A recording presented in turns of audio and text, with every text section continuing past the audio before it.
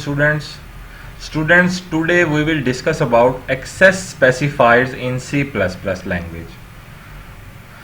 C++ language में access specifiers का basically मतलब ये है कि हमारी क्लास के अंदर जो हमारे डाटा मेंबर्स होते हैं, जिसमें एट्रीब्यूट्स आ जाती हैं, बिहेवियर आ जाते हैं, मतलब कि वेरिएबल और फंक्शन जो आ जाते हैं, उनको हमने आउटसाइडेड फंक्शंस या क्लासेस से कैसे सेव रखना है, प्राइवेट रखना है। मींस के हम अगर चाहते हैं हमारी क्लास के जो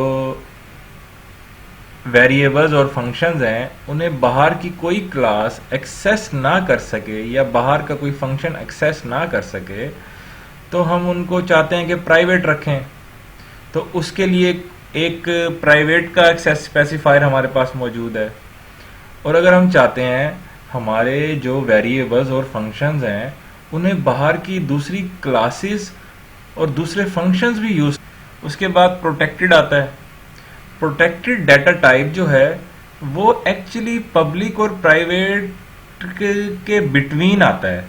मतलब प्रोटेक्टेड जो हमारे वेरिएबल्स और फंक्शंस होंगे वो एक्चुअली होते प्राइवेट ही हैं, लेकिन हम उनको जो हमारी चाइल्ड क्लासेस होती हैं, फॉर एग्जांपल हमने एक क्लास बनाई और अब हमने एक एक और चाइल्ड क्लास बनाई है जिसको हम अपनी क्लास से इनहेरिट कर रहे हैं।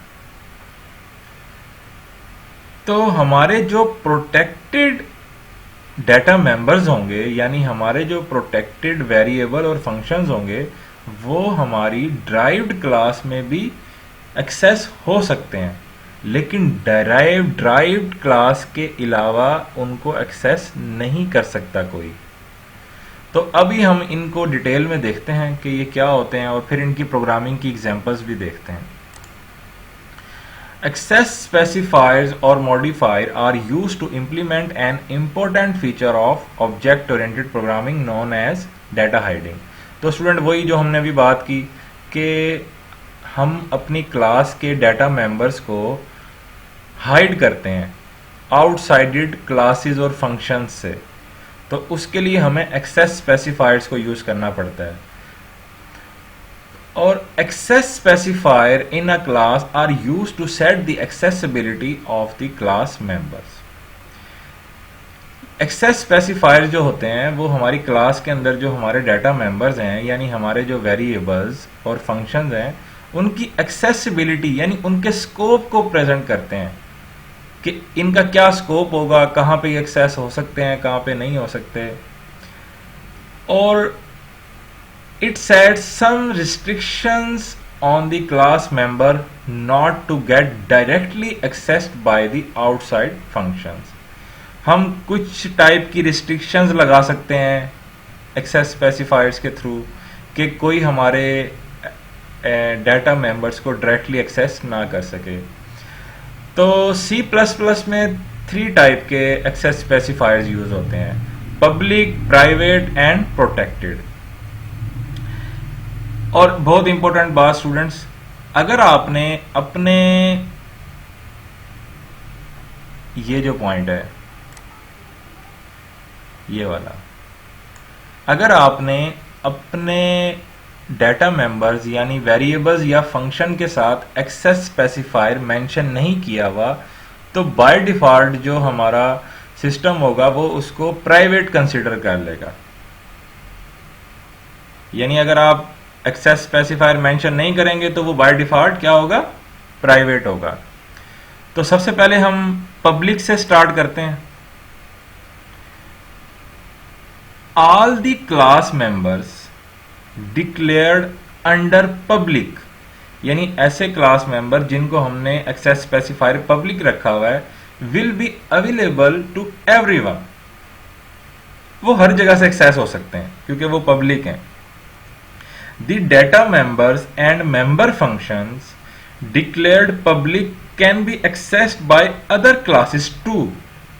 यानी जो हमारे पब्लिक क्लास जो हमारी क्लास है उसके अंदर जो पब्लिक वेरिएबल्स और पब्लिक फंक्शंस होंगे उनको दूसरी क्लासेस भी एक्सेस कर सकती हैं।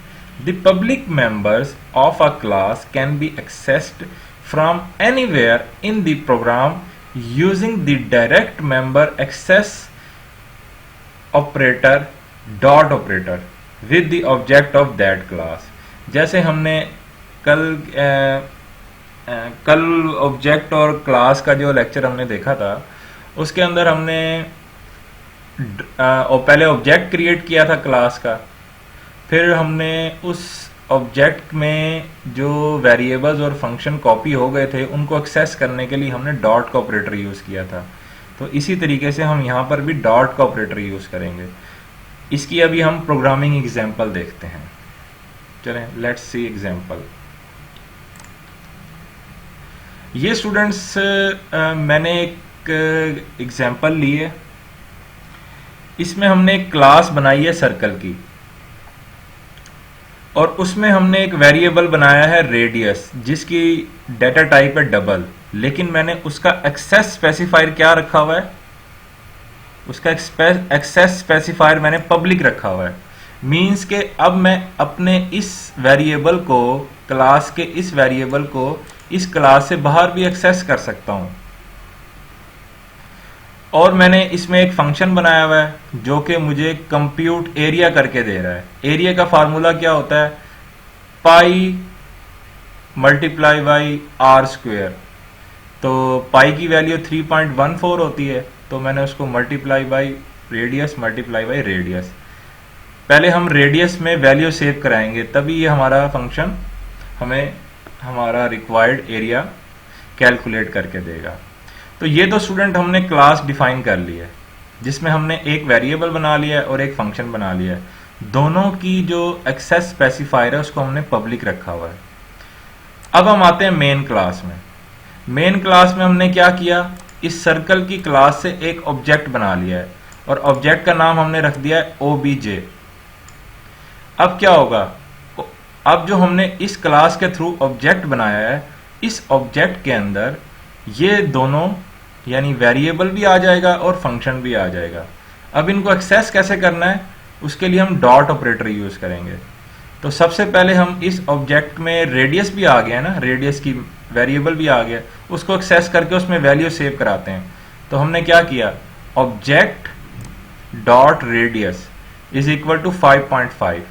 तो इस ऑब्जेक्ट में जो रेडियस का वेरिएबल कॉपी हुआ था उसमें क्या वैल्यू स्टोर हो गई है, 5.5। अब हमने इसको नेक्स्ट लाइन पे क्या किया है, प्रिंट करा दिया है। सी आउट रेडियस इज प्रिंट होगा। उसके बाद ऑब्जेक्ट डॉट रेडियस, यानी ऑब्जेक्ट, ये जो ऑब्जेक्ट हमने बनाया है डॉट रेडियस, इसके रेडियस वेरिएबल में जो भी वैल्यू पड़ी होगी वो प्रिंट हो जाएगी। वो हमने क्या रखी हुई है, 5.5। तो ये 5.5 प्रिंट हो जाएगा। अब देखें ये हम कैसे एक्सेस कर पा रहे हैं। अब ये तो हमारी क्लास, ये जो मेन फंक्शन है ये हमारी क्लास से बाहर बना हुआ है ना, तो लेकिन हम अपनी क्लास के वेरिएबल को इस मेन फंक्शन में एक्सेस कर रहे हैं। तो ये हम क्यों एक्सेस कर पा रहे हैं, क्योंकि हमारा जो वेरिएबल है उसकी एक्सेस स्पेसिफायर जो है वो पब्लिक मेंशन किया हुआ है हमने, इस वजह से हम इसको यहाँ एक्सेस कर पा रहे हैं। उसके बाद हमने क्या किया, हमने फंक्शन कॉल कर दिया है, क्योंकि जब ये हमने ऑब्जेक्ट बनाया था इसमें ये फंक्शन भी तो आ गया था ना। अब हमने इस फंक्शन को कॉल करना है, तो obj डॉट कंप्यूट एरिया। तो कंट्रोल कहाँ आ जाएगा, इस वाले फंक्शन पर। अब ये फंक्शन हमें क्या रिटर्न करेगा, रेडियस रिटर्न करेगा, इसका एरिया रिटर्न करेगा कैलकुलेट करके, क्योंकि इसकी रिटर्न टाइप हमने डबल मेंशन की हुई है। मींस के ये हमें कोई डबल की वैल्यू रिटर्न करेगा। तो हमने ये यहाँ पर एरिया कैलकुलेट करके रिटर्न कर दिया है। अब एरिया कैसे कैलकुलेट होगा, रेडियस में कौन सी वैल्यू आ चुकी हुई है, 5.5। तो अब क्या होगा, ये एरिया कैलकुलेट होगा और हमें रिटर्न होके यहाँ पे रिसीव होगा। और हमने इसको एक मेमोरी बना ली है डबल एरिया, उसमें हमने कॉपी कर दिया है। अब इस एरिया में हमारा कंप्यूटेड एरिया पड़ा हुआ है। अब हमने इसको प्रिंट करा देना है। नेक्स्ट लाइन पर हमने इस एरिया को प्रिंट करा दिया है। अब देखें स्टूडेंट, हमने मेन फंक्शन के अंदर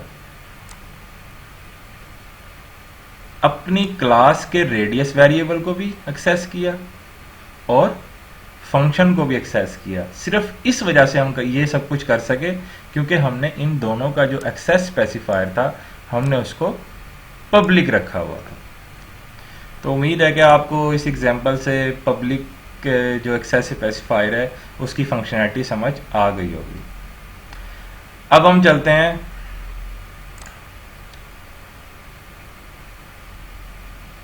देखें, अभी जो हमने एग्जांपल देखी है उसमें डाटा मेंबर रेडियस जो है वो पब्लिक था, तो इस वजह से हम उसको आउटसाइड क्लास से एक्सेस कर सके, मींस कि अपनी क्लास से बाहर एक्सेस कर सके थे। अब हम आते हैं प्राइवेट एक्सेस स्पेसिफायर पे। The class members declared as private can be accessed only by the functions inside the class. Means के जिन डाटा मेंबर्स को हम अपनी क्लास में प्राइवेट मेंशन करेंगे, यानी उनका एक्सेस स्पेसिफायर हम प्राइवेट रखेंगे, तो वो सिर्फ और सिर्फ हमारी क्लास के अंदर ही एक्सेस हो सकते हैं, हमारी क्लास से बाहर वो एक्सेस नहीं हो सकते। ओनली द मेंबर फंक्शन और the friend functions are allowed to access the private data member of a class. वही बात जो मैंने अभी आपको बताई है कि हमारी क्लास के अंदर ही हमारे डाटा मेंबर्स यूज हो सकते हैं, क्लास से बाहर नहीं हो सकते क्योंकि हमने उनको प्राइवेट कर दिया है। और हमारे फ्रेंड फंक्शंस उसको यूज कर सकते हैं। फ्रेंड फंक्शंस क्या होते हैं ये हम आगे जो हमारे आगे के लेक्चर्स आएंगे उसमें हम देखेंगे।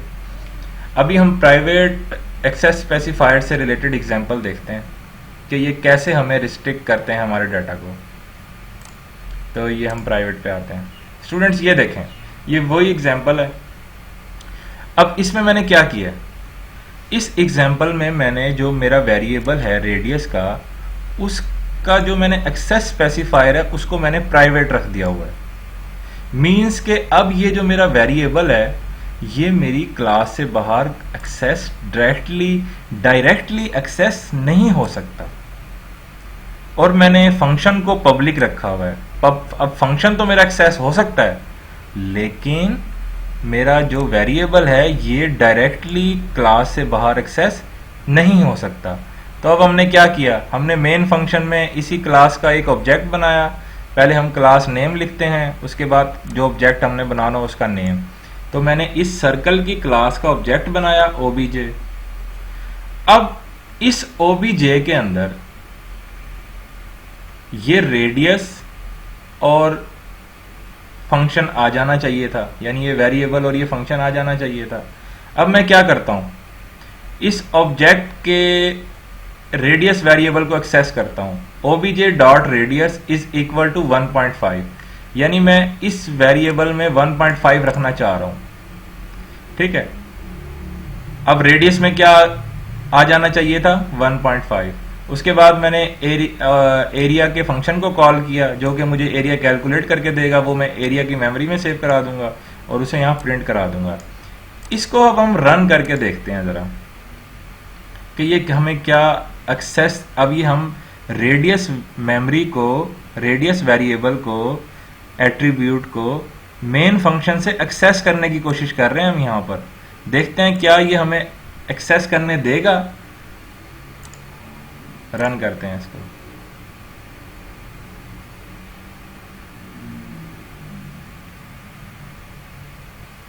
ये देखें स्टूडेंट, अब ये इसने एरर दे दिया है कि ये जो आपका रेडियस का वेरिएबल है इसको आप एक्सेस नहीं कर सकते क्योंकि ये प्राइवेट है, और आप इसको मेन जो आपकी मेन का जो फंक्शन है उसमें यहां पे आप एक्सेस कर रहे हो। अभी आप ये देखें इसने एरर क्या शो कर दिया है, double circle radius is private. वो कहता है रेडियस प्राइवेट है, वो अपने स्कोप से बाहर एक्सेस नहीं हो सकता। अब अगर मैं एक छोटा सा चेंज कर दूं कि मैं अपने इस प्राइवेट को यहां से पब्लिक कर देता हूं, अब ये एक्सेस हो जाएगा। अब देखें, अब हम इसको रन करते हैं, अब एरर नहीं आएगा, अभी हमें आउटपुट दे देगा। ये देखें स्टूडेंट्स, अब इसने हमारा रेडियस को जो है वो 1.5 सेट कर दिया है। और फिर फंक्शन को कॉल कर दिया है, फंक्शन ने रेडियस 1.5 यूज किया और हमें रिटर्न में क्या कर दिया, डबल वैल्यू यानी एरिया हमें दे दिया, जो कि हमने डबल एरिया वाली मेमोरी में सेव कराया और उसे प्रिंट करा दिया। तो स्टूडेंट्स देखा आपने कि हमने कैसे प्राइवेट एक्सेस स्पेसिफायर के थ्रू अपने जो हमारा डाटा मेंबर है उसको हमने बाहर की क्लासेस या बाहर के फंक्शन से को एक्सेस करने से उनसे रोका है। लेकिन अब आपके माइंड में ये क्वेश्चन होगा, जब हमने क्लास के अंदर वेरिएबल या फंक्शन को प्राइवेट रख दिया और हम उसको बाहर से यूज नहीं कर सकते, तो उसको बनाने का फायदा क्या है? एक्चुअली हम अपनी क्लास के प्राइवेट डाटा मेंबर्स को यूज तो कर सकते हैं, लेकिन एक उसका मेथड है, एक मेथड के थ्रू हम उसको एक्सेस कर सकते हैं। ये एक्चुअली इनकैप्सुलेशन का कंसेप्ट है, ये भी हम देखेंगे, इसकी प्रैक्टिकली एग्जांपल्स देखेंगे कि हम इनकैप्सुलेशन हम कैसे परफॉर्म करते हैं। हम अपने जितने भी वेरिएबल होते हैं उनको हम प्राइवेट रखते हैं और हमारे जितने भी फंक्शंस होते हैं उनको हम पब्लिक रखते हैं। फिर हम फंक्शंस के थ्रू एक्सेस देते हैं बाहर आउटसाइडेड क्लासेस या फंक्शंस को, कि वो हमारे पब्लिक फंक्शंस के थ्रू हमारे प्राइवेट डाटा मेंबर्स को यानी प्राइवेट वेरिएबल्स को यूज करें।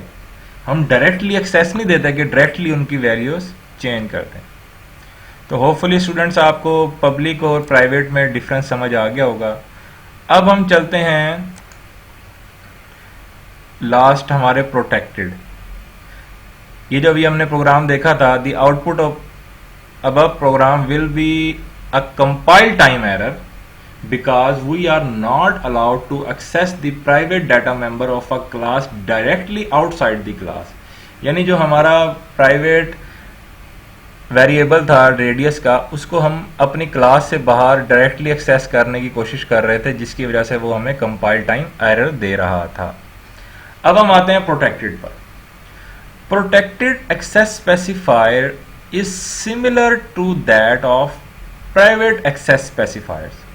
जैसे मैंने आपको बताया था कि जो प्रोटेक्टेड होता है वो एक तरह का होता प्राइवेट ही है, लेकिन उसके अंदर हम कुछ एक्सेस देते हैं अपनी चाइल्ड क्लास को, यानी जो हमारी ड्राइव्ड क्लासेस होती हैं उनको हम सिर्फ एक्सेस देते हैं। The difference is that the class member declared as protected are inaccessible outside the class, यानी जो प्रोटेक्टेड होंगे वो आउटसाइडेड क्लासेस एक्सेस नहीं कर सकती। यहां पर तो वो प्राइवेट वाली ही फंक्शनैलिटी हमें दिखा रहा है, but they can be accessed by any subclass derived class of that class. यानी जो जिस क्लास के अंदर हमने प्रोटेक्टेड डाटा मेंबर बनाए हुए हैं वो सिर्फ और सिर्फ उस क्लास की ड्राइव्ड क्लासेस में शो हो सकते हैं, उसके अलावा बाहर वाली क्लासेस के लिए वो सूटेबल नहीं है। अब हम प्रोटेक्टेड की भी एक एग्जांपल देख लेते हैं। प्रोटेक्टेड में एक्चुअली इनहेरिटेंस का कंसेप्ट आ गया है।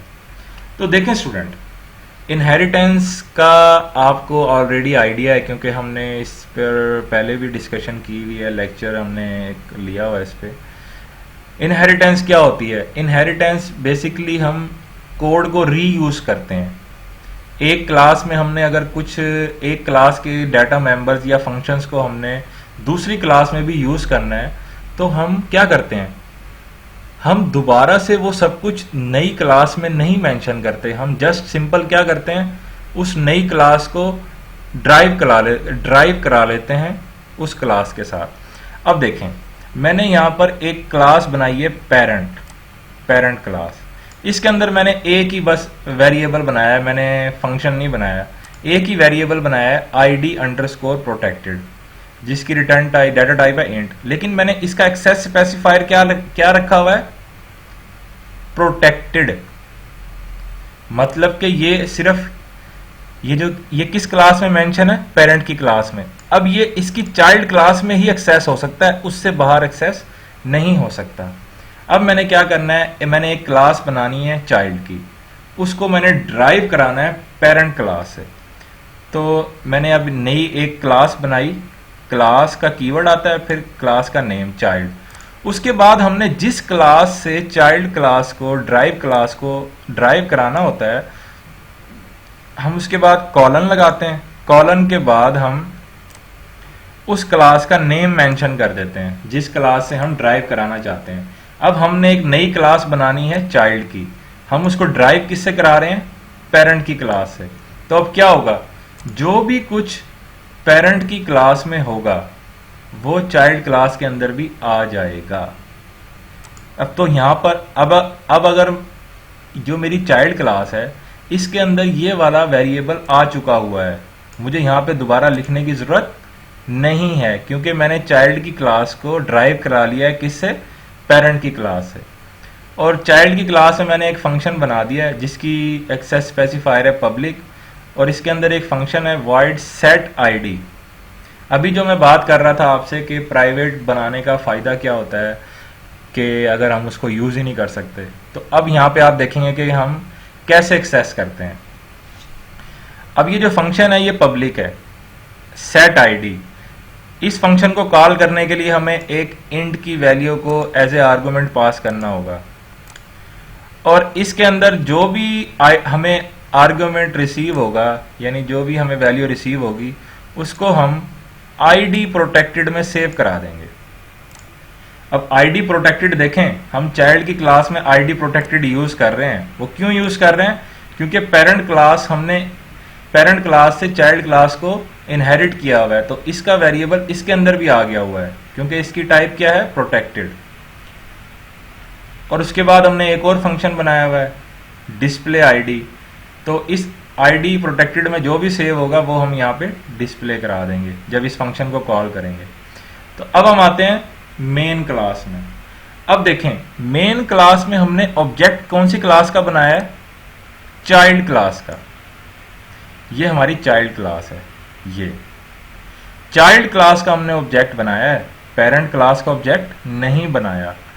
तो एक्चुअली हमने ये चीज सीखी है कि जब हम किसी क्लास के जरिए कोई ऑब्जेक्ट बनाते हैं तो उस क्लास के अंदर जो भी कुछ होता है वो, यानी जो वेरिएबल्स और फंक्शंस होते हैं वो हमारी ऑब्जेक्ट में कॉपी हो जाते हैं। अब चाइल्ड क्लास का जो ऑब्जेक्ट बनाया है, चाइल्ड क्लास के अंदर तो सिर्फ दो फंक्शन मेंशन है, वही कॉपी होने चाहिए। लेकिन चाइल्ड क्लास के अंदर ये वाली मेमोरी भी आ चुकी हुई है, इसको हमने लिखा नहीं है। वो कैसे आ चुकी हुई है? क्योंकि हमने चाइल्ड क्लास को पेरेंट क्लास से इनहेरिट किया हुआ है, ड्राइव किया हुआ है। तो अब आप देखें हम क्या करेंगे। अब मैंने इस ऑब्जेक्ट के सेट आईडी फंक्शन को कॉल कर दिया है और उसको एज ए आर्गुमेंट क्या पास कर दिया है? 81, क्योंकि मुझे पता है कि अगर मैंने सेट आईडी का फंक्शन कॉल करना है ये वाला, तो मुझे एक आईडी भेजनी पड़ेगी इंटीजर की, तो वो मैंने भेज दिया 81। तो आईडी किस में सेव हो जाएगा? आईडी प्रोटेक्टेड में। ठीक है, अब ये आईडी प्रोटेक्टेड के अंदर अब क्या सेव हो गया? क्या सेव हो गया? 81।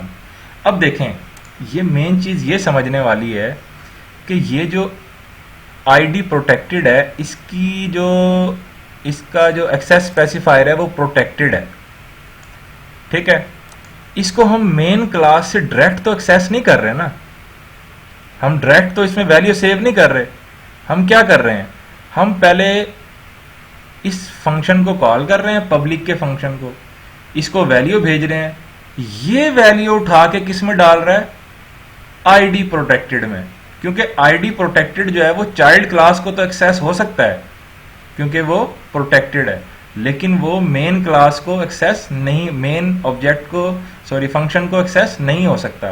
तो अब हम देखें, हमने पब्लिक फंक्शन यूज किया, उसको वैल्यू भेजी, उसने उठा के प्रोटेक्टेड वेरिएबल में उसको कॉपी कर दिया। ठीक है, अब हमने इसको इनडायरेक्टली एक्सेस किया, डायरेक्ट एक्सेस नहीं किया। उसके बाद हमने इस ऑब्जेक्ट के डिस्प्ले आईडी के फंक्शन को कॉल कर दिया है, मतलब इस फंक्शन को कॉल कर दिया है। ये क्या प्रिंट करेगा? आईडी प्रोटेक्टेड इज, आगे आईडी प्रोटेक्टेड में अब क्या पड़ा हुआ है? 81 पड़ा हुआ है।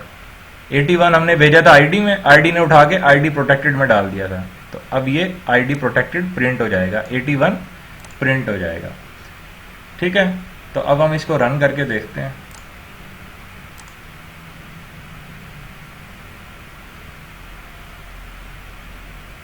ये देखें स्टूडेंट्स,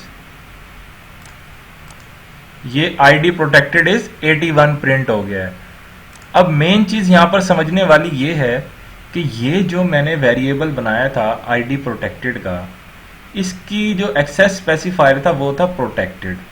प्रोटेक्टेड का मतलब क्या है कि सिर्फ चाइल्ड क्लास में एक्सेस हो सकता है ये, और बाहर एक्सेस नहीं हो सकता। फिर हमने क्या किया, अब हमने इसको चाइल्ड क्लास में यूज तो किया है, ठीक है। देखें, मेन क्लास से मैंने एक वैल्यू भेजी मेन फंक्शन से, जो कि इस फंक्शन में एज ए आर्गुमेंट रिसीव हुई पैरामीटर के तौर पर। फिर हमने उसको आईडी प्रोटेक्टेड में सेव करा दिया है। अब हम क्या कर रहे हैं, मेन के फंक्शन से डायरेक्ट हम एक्सेस नहीं कर रहे आईडी प्रोटेक्टेड को, हम पब्लिक फंक्शंस के थ्रू एक्सेस कर रहे हैं। हमने पब्लिक फंक्शन को कॉल किया, उसमें वैल्यू भेजी, उसने उठा के इसमें सेव की है।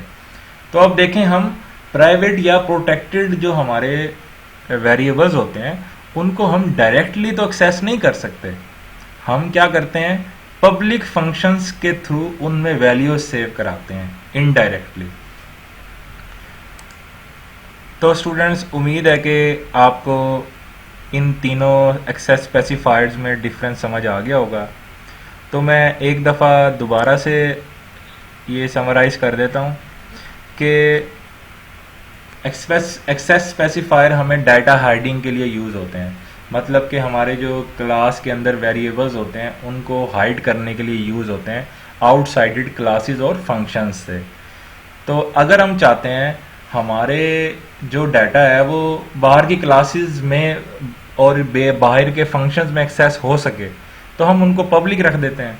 लेकिन अगर हम चाहते हैं उनको बाहर वाला कोई डायरेक्टली एक्सेस ना कर सके, अब ये जो मैं डायरेक्ट का वर्ड यूज कर रहा हूं ना, ये वही जो अभी हमने एग्जांपल देखी है, ये उसी को रिप्रेजेंट कर रहा है। मतलब कि जो हमारे वेरिएबल्स प्राइवेट होंगे उनको बाहर वाले डायरेक्टली एक्सेस नहीं कर सकते। उसका एक स्पेशल मेथड है जो कि हमने अभी देखा है, हम अपने इनकैप्सुलेशन का मेथड है कि हम अपने वेरिएबल्स को प्राइवेट या प्रोटेक्टेड रख देते हैं, और अगर उनको एक्सेस करना है तो उसके लिए हम पब्लिक फंक्शंस का इस्तेमाल करते हैं। हम वैल्यू भेजते हैं पब्लिक फंक्शंस को और फिर वो उठा के वैल्यू डालते हैं उनके अंदर, हम डायरेक्टली एक्सेस नहीं करते। और फिर हमने प्रोटेक्टेड देखा कि प्रोटेक्टेड क्या होते हैं, वेरिएबल्स या फंक्शंस जो हमारी सिर्फ चाइल्ड क्लास को एक्सेस हो सकते हैं, उसके अलावा आउटसाइडेड क्लासेस या फंक्शंस को एक्सेस नहीं हो सकते। तो स्टूडेंट्स, आज के लिए इतना ही। इंशाल्लाह नेक्स्ट लेक्चर में हम आगे कंटिन्यू करेंगे। Thank you so much.